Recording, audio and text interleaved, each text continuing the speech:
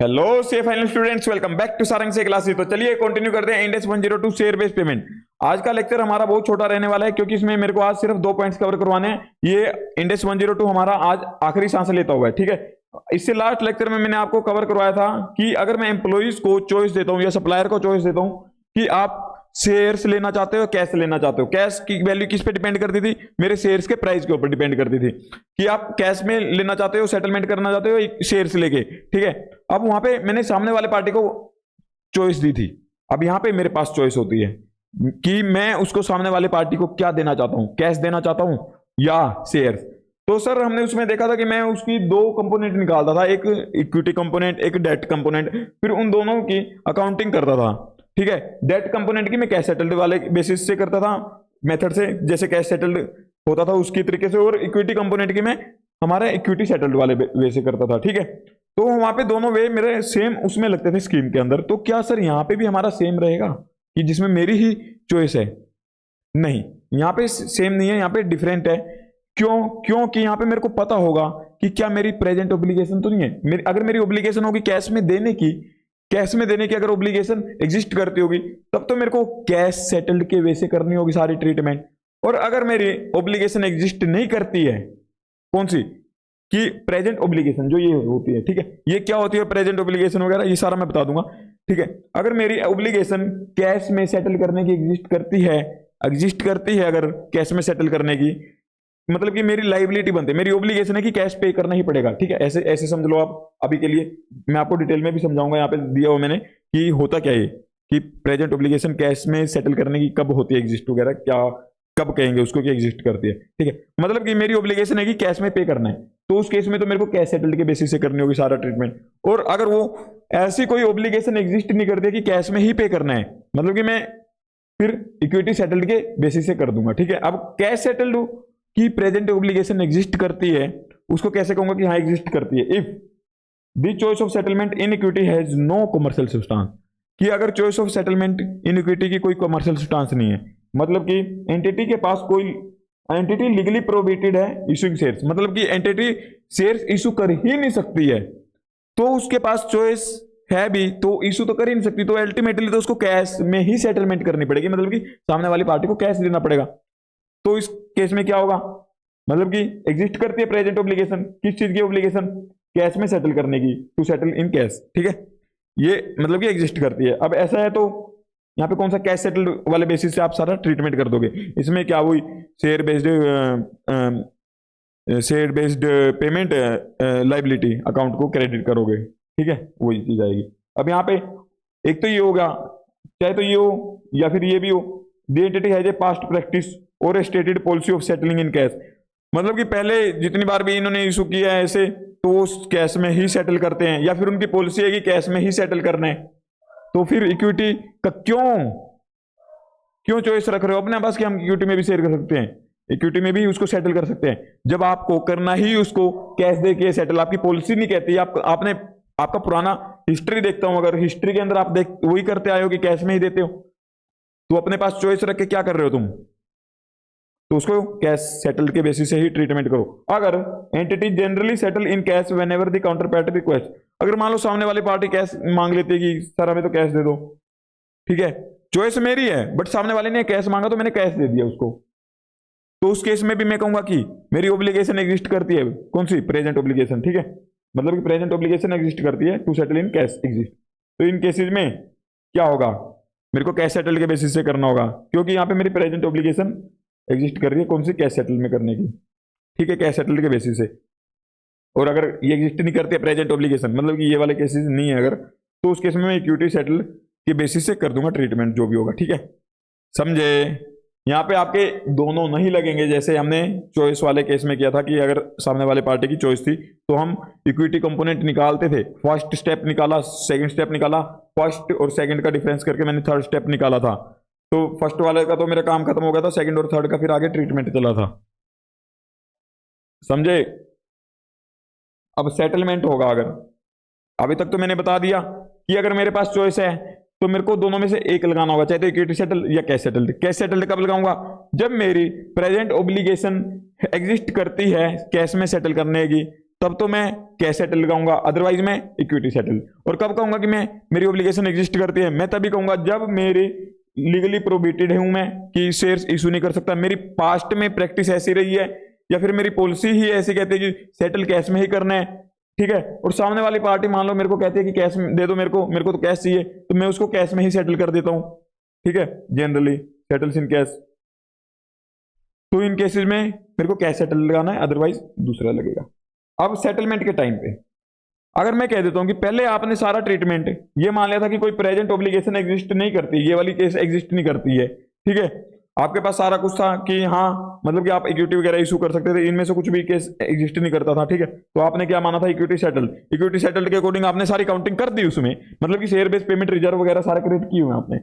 तो अब क्या होगा, अभी आपने क्या किया होगा, मान लेता हूं कि मैं एक एग्जांपल मान लेता हूं कि आपने एक एंट्री की होगी उस टाइम पे, टोटल नेट इंपैक्ट बता देता हूं, ठीक है। Employee benefit expenses debit to share based payment reserve, ये क्रेडिट हो गया, कितने से मान लेते हैं कि ये 50,000 से हो गया है, ठीक है। 50,000 से आपने क्रेडिट कर दिया। ये आप ग्रांडेड इक्विटी के उसमें जाते हो, किस पे जाते हो, ग्रांडेड की फेयर वैल्यू पे। जब आपने कैश में पे करना होगा तो कैश किस पे करोगे, आप मान लो कि उस दिन की, जिस दिन सेटल कर रहे हो उस दिन की फेयर वैल्यू पे। उस दिन की फेयर वैल्यू होगी मान लो 50,000 की जगह मेरी होगी है सिर्फ इसकी होगी है 55,000 होगी है, 55,000। तो आपको 55,000 उसको कैश पे करना होगा। तो इसमें ट्रीटमेंट कैसे करोगे आप, आपका शेयर बेस्ड पेमेंट तो इतना है सिर्फ, अगर इसको शेयर ही इशू करना होता तो मैं क्या करता entry, share based payment reserve 50,000 से debit to security equity share capital या फिर security premium slash security premium, कितना आएगा मेरा, स्लैश की जगह प्लस लगा देना, to equity share capital plus security premium, कितना आएगा आपका 50,000। अगर अलग अलग बाइफरकेट कर सकते हो तो अलग अलग लाइन आइटम बना देना इसकी, ठीक है। अगर इशू करता इक्विटी में ही, बट यहां पे मैं कहता हूं कि इसको मैं कैश देता हूं। अब मैंने पहले सारा ट्रीटमेंट कर दिया उसके अकॉर्डिंग इसमें ये डाल दिया अमाउंट, बट अब मैं कहता हूं कैश देता हूं। तो उसकी एंट्री कैसे होगी, मेरे को कैश देना पड़ रहा 55,000 रुपए, जबकि मैं इसमें इक्विटी के अकॉर्डिंग मैंने किया था सिर्फ 50,000। तो इसका कैसे ट्रीटमेंट होगा, अब मान लो मैं कैश एंट्री पे कर रहा हूं तो इसमें क्या करूंगा, शेयर बेस्ड पेमेंट रिजर्व, इसको तो डेबिट करूंगा, कितने से, 50,000 से, ठीक है। और अभी मैं क्या करूंगा, पी एंड एल में और चार्ज करना पड़ेगा मेरे को, टू कैश करता हूं। सबसे पहले मैं यहाँ पे एक काम करता हूँ ना, कहीं खुली सी जगह पे करता हूँ एंट्री, यहाँ पे तो भरी भरी सी हो चुकी है जगह, सब जगह भरी हुई है, हाँ यहाँ पे, ठीक है। मैं सबसे पहले एंट्री की होगी employee benefit expenses debit to share based payment reserve, कितने से, ये 50,000 की, ठीक है। ये जब मैं इक्विटी शेयर इक्विटी में करता हूं तो इक्विटी सेटल्ड वाले बेसिक मैंने क्या होगा ट्रीटमेंट, उसमें क्या होता है मेरा फेयर वैल्यू लेता हूं मैं ग्रांड डेट की, ग्रांड डेट की फेयर वैल्यू के अकॉर्डिंग मैंने इतना एक्सपेंस जितने भी मेरे वेस्टिंग पीरियड थे उसके अंदर बुक कर दिया है, ठीक है। जितने भी मेरा वेस्टिंग पीरियड होगा उसके अंदर टोटल इतना बुक हो चुका है, तो मैंने टोटल इंपैक्ट दिखा दिया है, ठीक है, कि एक ही एंट्री में दिखा दिया। बट अगर वहां पे मल्टीपल ईयर्स दिए होंगे तो आपको जिस तरीके से हम करते हैं कैलकुलेशन वैसे करनी होगी। तो मैंने नेट इंपैक्ट दिखा दिया कि इतना मेरा इंप्लॉय बेनिफिट एक्सपेंसेस में गया होगा, इतना मेरा शेयर बेस्ड पेमेंट रिजर्व में गया होगा, वो जब मैंने एंट्री बुक की होगी। अब मैं कहता हूं कि मैंने पहले तो इक्विटी माना था कि हाँ इक्विटी सेटल ही करना होगा मेरे को, क्योंकि मेरा present obligation to settle in cash exist नहीं करता था, इसलिए मैंने इक्विटी सेटल वाले बेसिस से मैंने ट्रीटमेंट किया, उसका रिकॉग्निशन किया। अब मैं कहता हूं कि मैं उसको कैश में सेटल कर रहा हूं, ठीक है। कैश में सेटल करने के टाइम पे मेरी 55,000 देने पड़ेंगे, क्यों, क्योंकि मेरी उस दिन की, जिस दिन सेटल कर रहा हूं उस शेयर की वैल्यू है मेरी 55,000, ठीक है। 55,000 फेयर वैल्यू बन रही है उन शेयर्स की जितने मैंने उसको कहा था कि दूंगा आपको, ठीक है। तो मेरे को 55,000 देने होंगे। तो इसमें क्या होगा मेरा, शेयर बेस्ड पेमेंट रिजर्व को डेबिट करूंगा, कितने से, ये होगा मेरा 50,000 से, टू मेरा बैंक जाएगा कितना, उसको कैसे बैंक से करूंगा पे, तो मेरा जाएगा ये कितना, ये जाएगा मेरा 55,000। तो ये 5,000 का डिफरेंस आया, इसका क्या करूंगा मैं, इसका और ज्यादा पी एंड एल में चार्ज करोगे आप, पी एंड एल में चार्ज कर दो किससे, एम्प्लॉय बेनिफिट एक्सपेंसेस के नाम से कर दो दोबारा से, कितना 5,000, समझे, समझे। इतना और एम्प्लॉय बेनिफिट एक्सपेंसेस हो गया मेरा, तो ये एंट्री हो जाएगी। अगर ये यहाँ पे दे रखा है, ठीक है, इन्होंने, अगर मैं आपको रीड करवाऊं इसको, on settlement if initially accounted for as equity settled, अगर इनिशियली इक्विटी सेटल्ड के तरीके से आपने ट्रीटमेंट किया होगा और बाद में if entity elects to settle in cash, बाद में सेटल करते हो कैश में, तो the cash payment is accounted for as repurchase of an equity interest, तो हम ये मानेंगे कि रीपरचेज ऑफ इक्विटी इंटरेस्ट की है। ठीक है, आपको ये समझ आई ये नहीं लाइन, कोई दिक्कत नहीं है, वहां पे पूछेगा तो ये लिख देना, ठीक है, repurchase of an equity interest. But जो ये मैंने आपको एंट्री बताई है ना, यही रिपरचेज ऑफ इक्विटी इंटरेस्ट होता है। ठीक है, ये देखो रिपरचेज कर लिया ना हमने, डेबिट कर दिया, क्रेडिट की जगह डेबिट कर दिया इसको। ठीक है, अगर इक्विटी शेयर इशू करता तो क्या होती है entry, to ESC to security premium और हो जाती है। ठीक है, बट यहाँ पे मेरा कैश गया है, समझे, यही एंट्री को इन्होंने कहा है कि हाँ ये होता है वो। ठीक है, डिडक्शन फ्रॉम इक्विटी, ये देखो डिडक्शन फ्रॉम इक्विटी मतलब कि इक्विटी में से मेरा डिडक्शन हो गया, एक्सेप्ट इफ, इस केस में नहीं करेंगे हम ये, किस केस में, the entity choose to settle in cash because, entity choose इसलिए किया कैश में सेटल करने का, because the settlement in equity was not available, मतलब कि सेटलमेंट इक्विटी में कंडीशंस, मैंने जो कंडीशन रखी थी इक्विटी में पे करने की कंडीशंस मीट नहीं है, कैश वगैरह में पे करने की होगी meet, conditions for share issue not met, ये लिखा है। ठीक है, अब एक तो इस केस में मेरे को ये ऐसे ट्रीटमेंट करने की जरूरत नहीं रहेगी। ठीक है, मतलब कि इसमें ये नहीं मानूंगा ना repurchase of an equity interest वाला, समझे, और the entity elects to settle for an amount that exceeds the fair value of equity instrument that would otherwise have been issued. ठीक है, entity elects to settle, the excess is recognised as an expense. ठीक है, the entity elects to settle for an amount that exceeds, ये कौन सा, जो exceed किया amount, उसको हम रिपरचेज करेंगे, नहीं रिपरचेज नहीं किया ना उसमें, ये देखो इन्होंने रिपरचेज ऑफ एन इक्विटी इंटरेस्ट कहा था, उसको हमने रिपरचेज नहीं किया, उसको हमने एक्स्ट्रा एक्सपेंस रिकॉग्नाइज किया है। कौन सा, जो ये मैंने 5000 का और एक्स्ट्रा एक्सपेंस, इसको रिपरचेज नहीं किया ना, इसको डेबिट नहीं किया ना, शेयर बेस पेमेंट मैंने 55 से नहीं किया, ये 50 से किया है, क्योंकि 50 ही मैंने इसमें किया था पहले, ये वाला 5000 का और एक्सपेंस बुक कर दिया, जो मेरा P&L में चला जाएगा, ये लिखा है। Entity elects to settle for an amount that exceeds the fair value of the equity instruments that would otherwise have been issued, अगर मैं शेयर्स इशू करता तो कितना इक्विटी वगैरह का मेरा जाता, ठीक है, उसकी फेयर वैल्यू कितनी रहती, मैं फेयर वैल्यू ग्रांट डेट की देता, उतना मैंने उसको किया डेबिट, उससे एक्सेस होगा तो उसको चार्ज कर दिया। दी इफ इक्विटी एंटिटी इशूज, आप ना ये वाला जो थ्योरी वाला पोर्शन है ना, इसको स्किप भी कर सकते हो, आप सिर्फ जो मैंने एंट्री ये करवाई है ना, ये वाली याद रखना बस, ठीक है, कि ऐसे एंट्री होगी मेरी। ठीक है, the entity elects to settle for an, if entity issues equity instrument, अगर एंटिटी ने इक्विटी सेटल्ड वाले बेसिस से उसने सारा ट्रीटमेंट किया और इक्विटी ही इशू करती है, तो इसमें कोई फर्दर अकाउंटिंग रहेगी नहीं, सिर्फ ये रहेगा कि share based payment reserve debit to equity share capital to security premium, समझे। अब आते हैं, हाँ इसका मेरे को आपको एक इलस्ट्रेशन भी करवाना था, एग्जाम्पल, एग्जाम्पल 24 पे चलिए ऐसे स्टडी मेट के।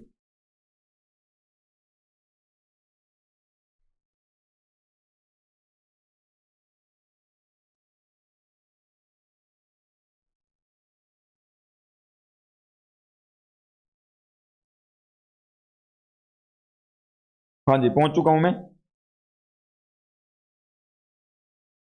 इधर एन एंटिटी हैज इशूड, ये कुछ है नहीं इसके अंदर, ज्यादा दम नहीं है, ये मैं जो आपको करवा चुका हूं वही दिया हुआ है। एक एंटिटी ने इशू किया stock options to its employees where it has right to settle those options either in cash और बाय इक्विटी, मतलब कि एक एंटिटी ने इशू किए हैं सर्टेन स्टॉक ऑप्शंस अपने एम्प्लॉइज को, जिसके अंदर की एंटिटी के पास राइट है सेटल करने का, चाहे तो वो उसको कैश देके सेटल कर दे या इक्विटी देके, मतलब कि एंटिटी के पास राइट है, एंटिटी के पास राइट वाला हमने अभी जो कंसेप्ट देखा वही वाला लगेगा इस पे। ठीक है, based on the past practices entity assumed that the settlement will be done in equity only, entity के पास्ट प्रैक्टिस है कि वो इक्विटी ही इशू करती है ऐसे केसेस में, तो हम क्या करेंगे, हम इक्विटी सेटल्ड वाले बेसिस से लगा दें, अगर कैश होता तो मेरा क्या प्रेजेंट ऑब्लिगेशन एग्जिस्ट करती होती तो मैं कैश सेटल्ड वाले बेसिस से करता, बट यहाँ पे मैं क्या करूंगा, अब इक्विटी वाले बेसिस से कर दूंगा, क्योंकि इक्विटी में ही करती है पहले भी, only the fair value such options had granted was credit to equity, तो इक्विटी सेटल्ड बेसिस से क्या होता है, मेरा फेयर वैल्यू ग्रांट डेट की होती है जो शेयर्स की या ऑप्शंस की, उसको मैं एज एक्सपेंस रिकॉग्नाइज करता जाता हूं। ठीक है,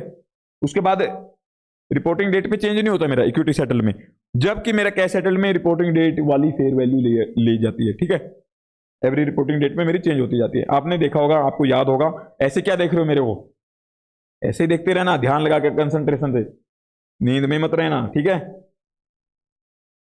and accordingly the fair value of such options at grant date was credited to equity based on expected vesting rights. ठीक है, accordingly the fair value of such options at grant date was credited to equity based on expected vesting rights. ठीक है, ये मैं बोल दिया. However the options were actually settled in cash.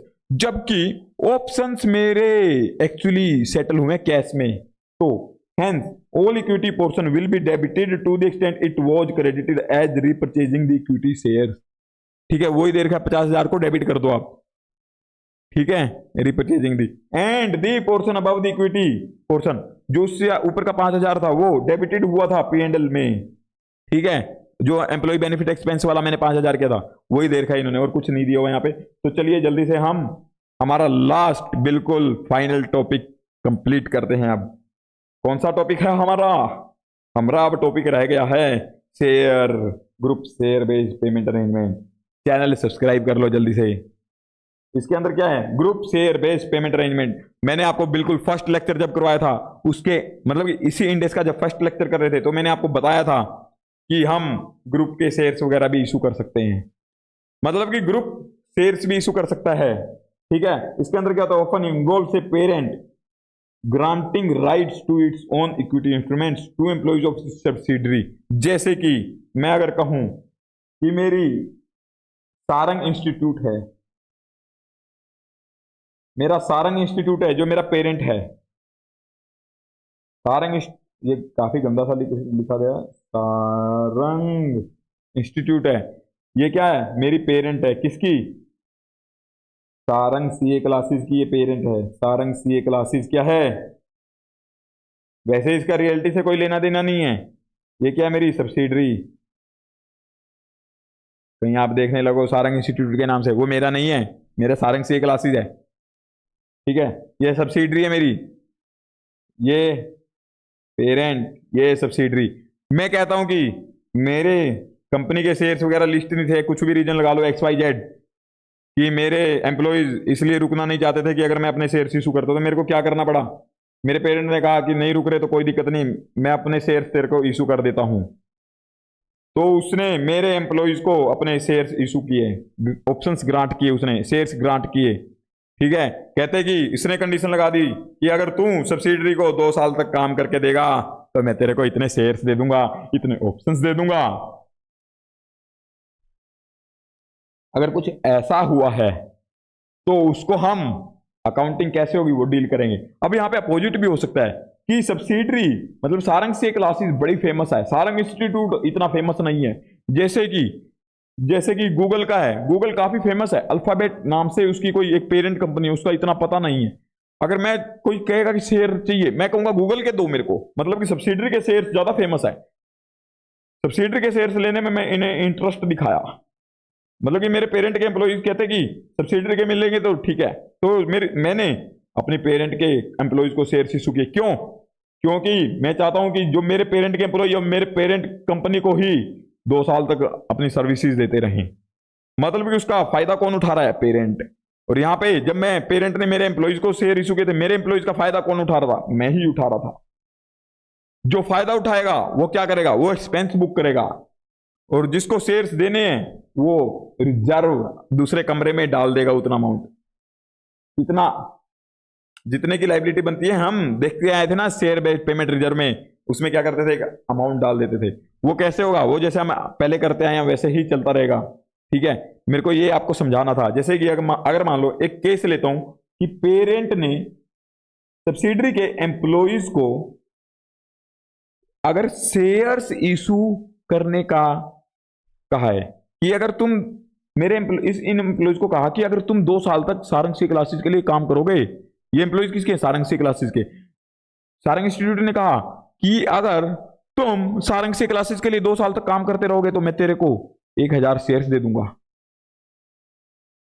ठीक है, जिसकी कीमत मान लो कि ग्रांट डेट की फेयर वैल्यू है मेरी 1 लाख टोटल होगी, मतलब कि 100 रुपीज पर शेयर होगी. ठीक है, अब एंट्री क्या क्या करेंगे. अगर मैं कहूं कि सब्सिडरी क्या एंट्री करेगा और पेरेंट क्या एंट्री करेगा, दोनों अपनी अपनी एंट्री करेंगे, बिल्कुल करेंगे. सबसे पहले ये क्या करेगा, ये खर्चे बुक करेगा, एम्प्लॉय बेनिफिट एक्सपेंसेस डेबिट. कितने अमाउंट से, बोलिए बोलिए, 1 लाख का खर्चा होगा ना। मैं मान लेता हूँ कि वेस्टिंग पीरियड वगैरह का कुछ ऐसा कंडीशन है नहीं, मतलब वेस्टिंग पीरियड ज्यादा नहीं है, या फिर मान लेता हूँ कि मैं एक टोटल इंपैक्ट दिखा रहा हूँ, ठीक है। मान लेता हूँ कि वेस्टिंग पीरियड 1 साल का ही है, मतलब 1 साल तक सर्विस दोगे अगर सारंग से क्लासेस को, तो मैं तुमको, सारंग इंस्टीट्यूट ने कहा कि मैं तुमको 1000 शेयर्स दे दूंगा, जिसकी फेयर वैल्यू ग्रांड डेट पे है 1 लाख की, ठीक है।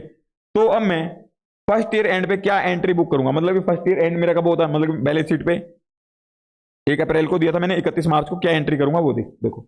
इस दिन डेबिट करूंगा मैं कितने, 1 लाख से to share based payment reserve. नहीं नहीं नहीं, ये वाली एंट्री नहीं होगी यहाँ पे। क्या शेयर्स मैं इशू कर रहा हूं, नहीं, मैं इशू नहीं कर रहा हूं, मेरा पेरेंट वो दे रहा है।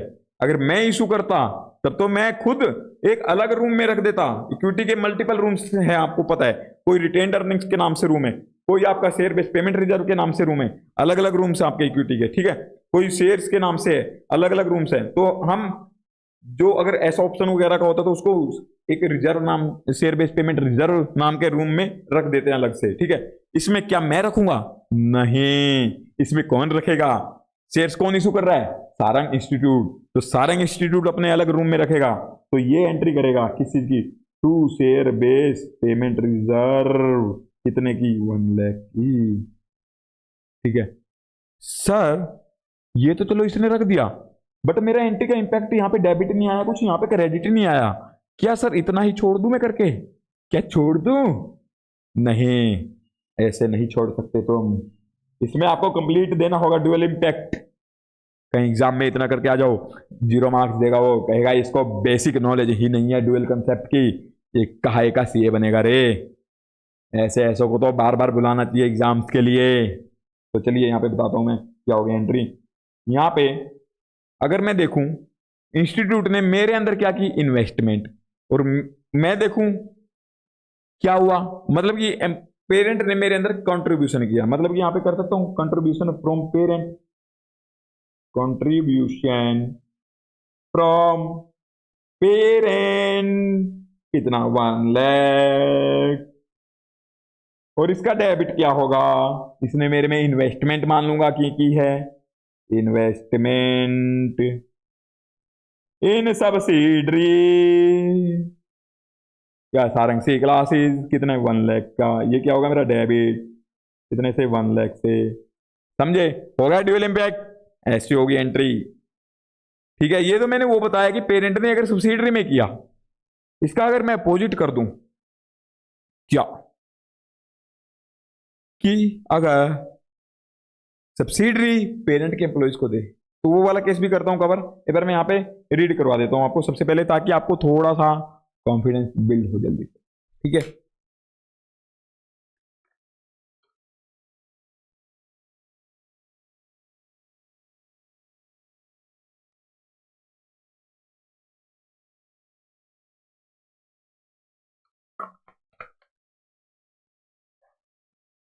हाँ जी, often involves a parent granting right to its own employees of its subsidiary, accounting by subsidiary, subsidiary की अकाउंटिंग करेगी, ये देखो सब्सिडरी ने क्या अकाउंटिंग की थी, ये वाली की थी, समझे। सबसे पहले, if parent grant rights to its equity instruments to subsidiary के एम्प्लॉय, अगर पेरेंट ने अपने इक्विटी इंस्ट्रूमेंट्स को सब्सिडरी के एम्प्लॉयज को देने का राइट दिया है, ठीक है, and parent makes no charge to subsidiary, इसमें पेरेंट ने कोई चार्ज नहीं किया था सब्सिडरी से, सब्सिडरी से कोई पैसा नहीं लिया था इसमें, ठीक है। तो हमारी ये एंट्री होगी, अगर पैसा लेगी तो उसका भी बताऊंगा मैं, एक बार ये वाला पॉइंट कवर करवाता हूं आपको।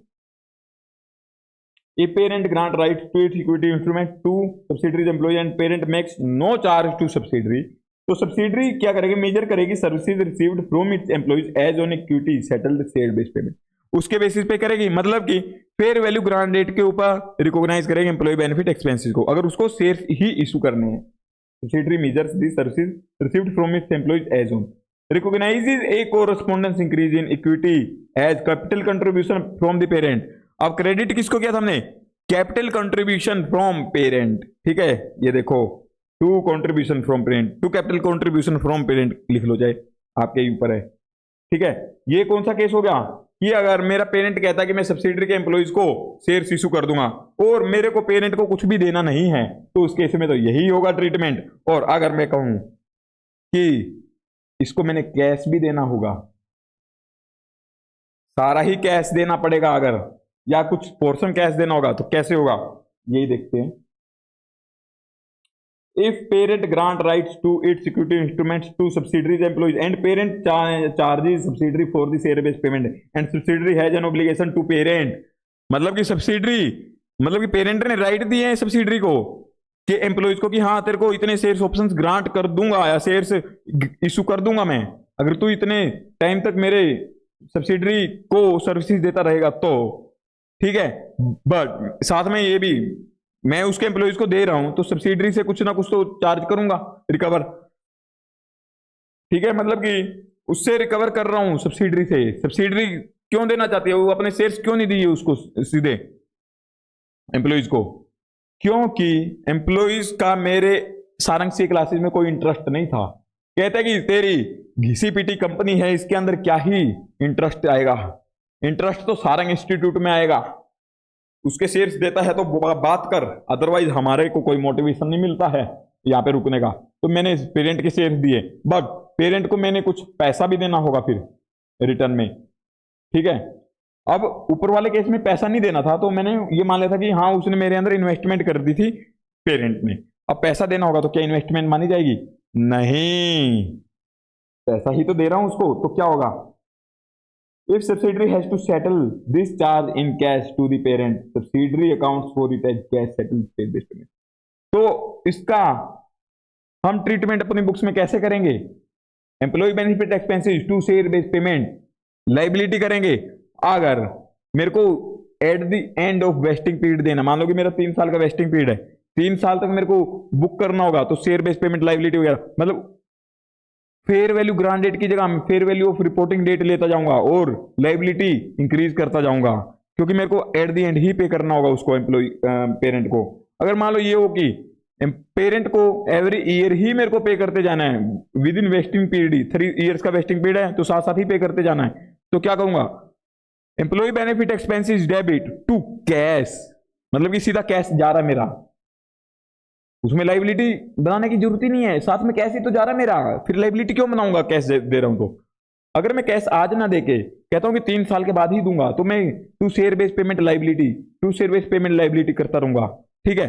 और यहाँ पे शेयर्स के प्राइस के according fair value of grant date नहीं लूंगा। यहाँ पे फेयर वैल्यू किसके शेयर की होती है मेरी? जिसके शेयर्स इशू करने उसकी फेयर वैल्यू लूंगा मैं। ऊपर वाले में मैंने पेरेंट के इशू किया था, तो फेयर वैल्यू किसकी शेयर्स की ली थी? पेरेंट के शेयर्स की फेयर वैल्यू ली थी, कौन सी? ग्रांट डेट की। क्योंकि यहाँ पे मेरा इक्विटी सेटल्ड के बेसिस पे कर रहा था ट्रीटमेंट, और यहाँ पे कैश सेटल्ड के बेसिस पे होगा मेरा। क्यों? क्योंकि अल्टीमेटली मेरे को कैश देना होगा 3 ईयर्स के बाद, लगा लो जब भी मेरे को एम्प्लॉय उसके पेरेंट के शेयर्स के प्राइस के बेसिस पे उसको कैश देना होगा, ठीक है। तो उतना मेरे को उस अकॉर्डिंग एक्सपेंस बुक करना होगा और उतना ही लाइबिलिटी मेरे को जनरेट करनी होगी। अगर कैश साथ साथ पे हो रहा है तो लाइबिलिटी ना जनरेट करके टू कैश करता जाऊंगा मैं, ठीक है। अब हो क्या सकता है कि ये भी हो सकता है कि 75% तो कैश दे दो, 25% देने की जरूरत नहीं है। मतलब कि उसके शेयर का प्राइस अगर मैं कह देता हूँ कि 100 रुपीज है, फेयर वैल्यू उसके शेयर की 100 रुपीज है पेरेंट की, पेरेंट कहता है कि आप मेरे को 75% पे कर देना, 25% मेरा इन्वेस्टमेंट की तरह मान लेना, ठीक है। तो हम क्या करेंगे? तो इतनी एंट्री जो मैंने ये की थी, एक तो ये वाली ही एंट्री होगी साथ में, बट ये अमाउंट दूसरा हो जाएगा कंट्रीब्यूशन का।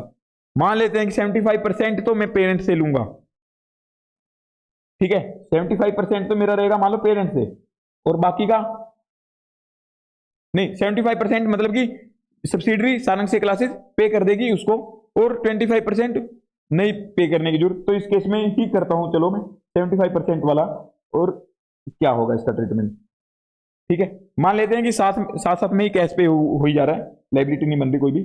तो इसमें क्या होगा? टू कैश, यहाँ पे आएगा 25,000, यहाँ पे आएगा 75,000।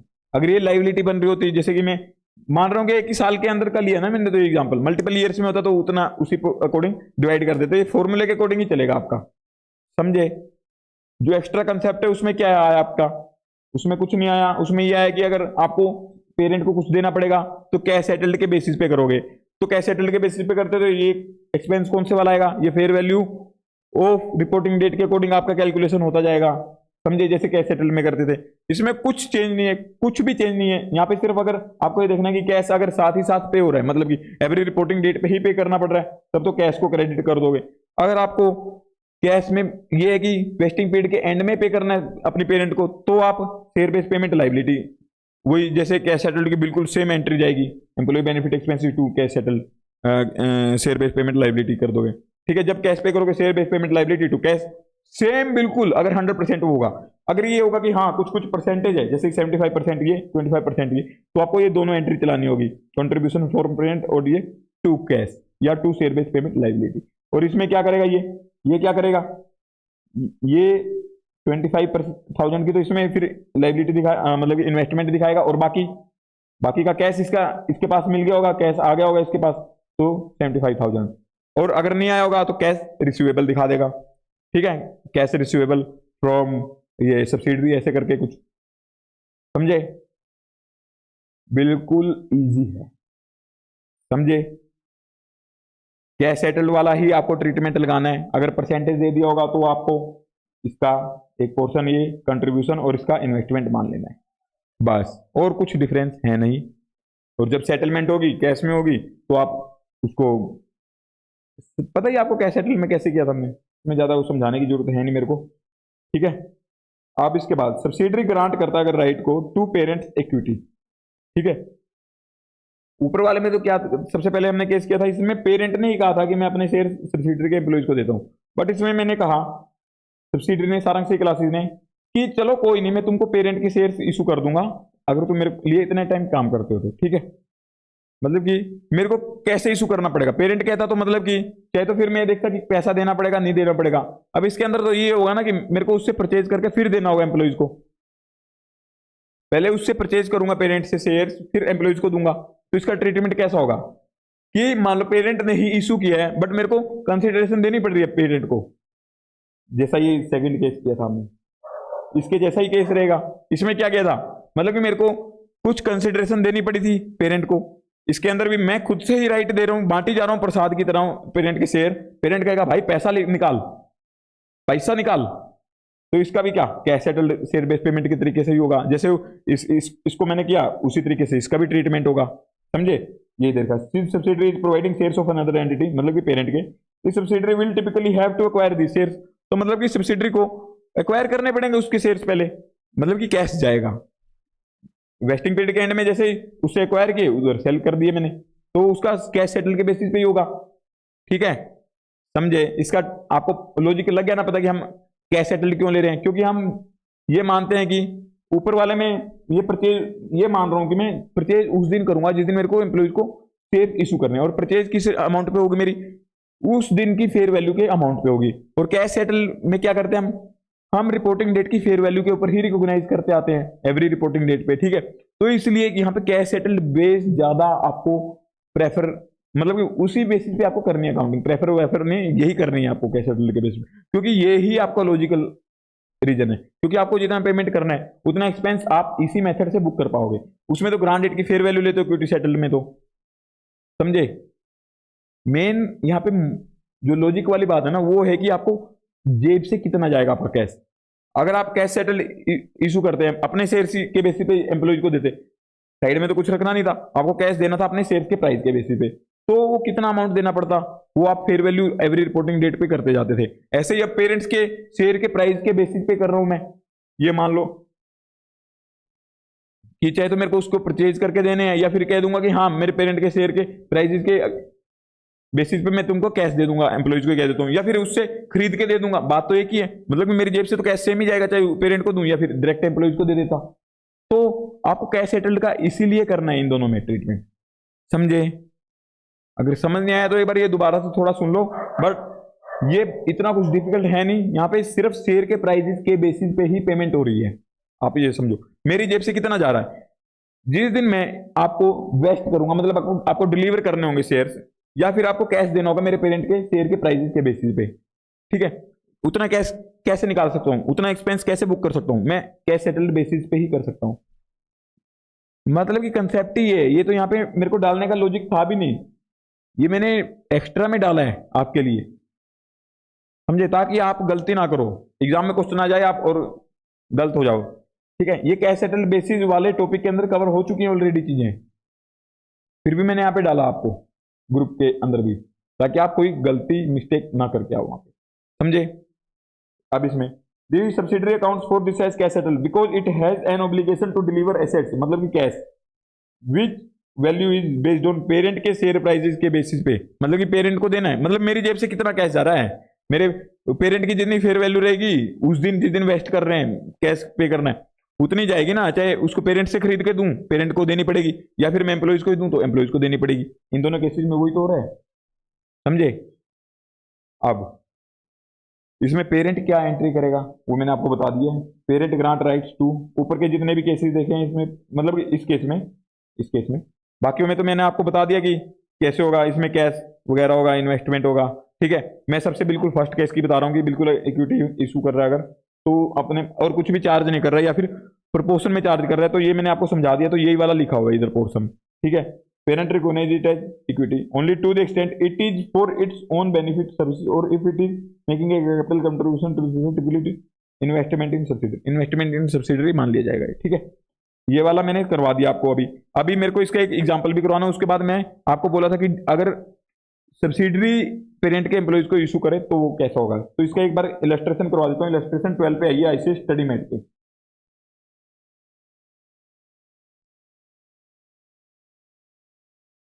अगर आपको लेक्चर पसंद आ रहा है तो बिल्कुल सब्सक्राइब कर लो चैनल, लाइक कमेंट जरूर किया करो वीडियो को, और अपने दोस्तों को भी बताया करो कि हाँ यहाँ पे बहुत जबरदस्त समझाते हैं सर, यही गुरुदक्षिणा रहेगी आपकी। इसमें देखो, a parent grant 200 share options to each of 100 employees of it subsidiary conditional upon the completion of 2 year service with the subsidiary.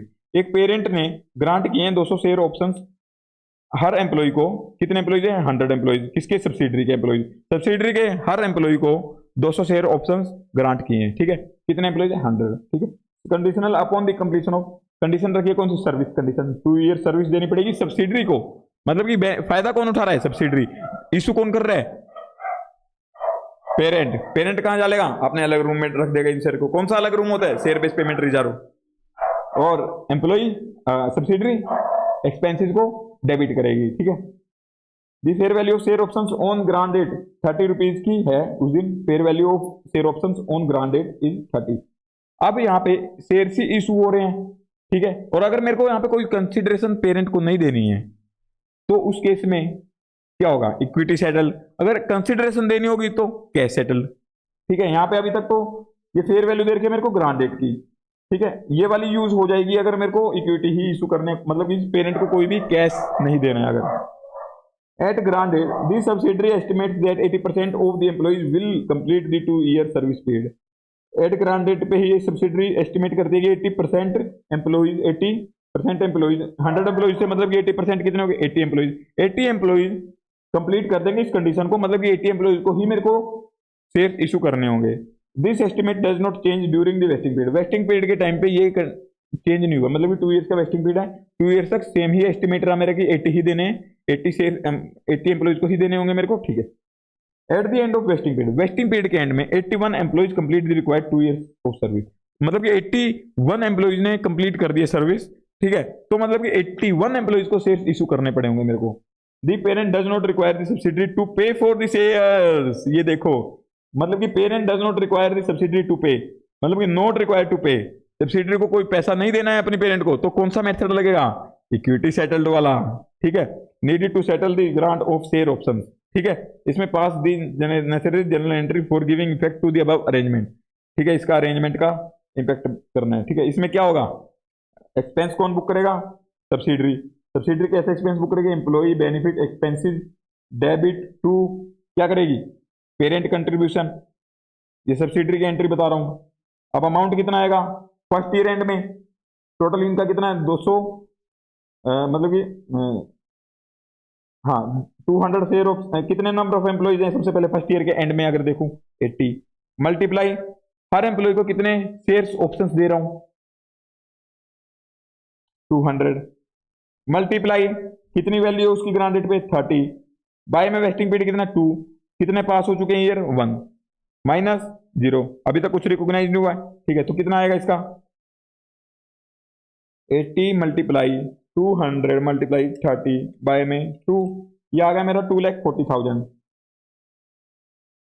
2,40,000 2,40,000 ये देखो 2,40,000 2,40,000 ये इन्होंने रेम्युनरेशन और ये कंट्रीब्यूशन फ्रॉम पेरेंट इन्होंने रेम्युनरेशन एक्सपेंस कर दिया आप एम्प्लॉय बेनिफिट एक्सपेंस करना हो वो कर लेना कोई दिक्कत नहीं है इसमें कोई गलत नहीं है ठीक है अब ये तो सब्सिडरी की बुक्स में होगी अब पेरेंट क्या एंट्री करेगा पास पेरेंट पेरेंट क्या करेगा इन्वेस्टमेंट इन सब्सिडरी ठीक है investment in subsidiary to share base payment reserve इसको इशू करने हैं पेरेंट को तो पेरेंट अलग रूम में रखेगा कितने अमाउंट के फर्स्ट ईयर के एंड की कर रहा हूं ये 2,40,000 2,40,000 ठीक है जी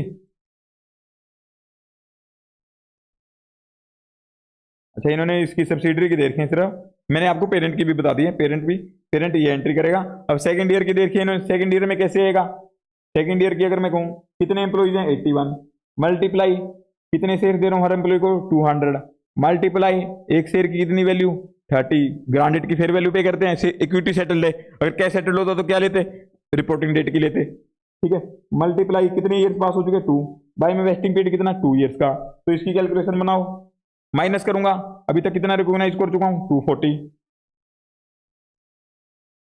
ये फॉर्मूला हमारा जो मैंने आपको कराया था वही चल रहा है बिल्कुल 81 multiply 200 multiply 30 81 multiply 200 multiply 30 minus 2,46,000 आ गया ठीक है तो इन्होंने ये सेकंड ईयर में एंट्री पास कर दी और पेरेंट क्या करता ये 246 से ये वाली एंट्री पास कर देता समझे और जब इशू करने होते पेरेंट को शेयर तो क्या करता वो एंट्री पेरेंट करता share base payment reserve account debit कितने से कितना खर्चा बना 240 486 to equity share plus security premium parent ये इशू के टाइम पे कर देता सेटलमेंट के टाइम पे समझे आई होप आपको ये क्लियर होगा पॉइंट और इन्होंने क्या लिखा है यहाँ पे ऐसे पता नहीं क्या है वही कहानियां लिखी हुई हैं कोई कहानी लिखी हुई है आपको ठीक है मैं सारा समझा चुका हूँ ये इसमें कुछ था नहीं अलग से अभी मेरे को आपको सिर्फ एक केस और समझाना है फिर आपका काम इंडेक्स का खत्म इसमें अभी तक तो जैसे ना मैं बताते आया था एंट्री कर रहे थे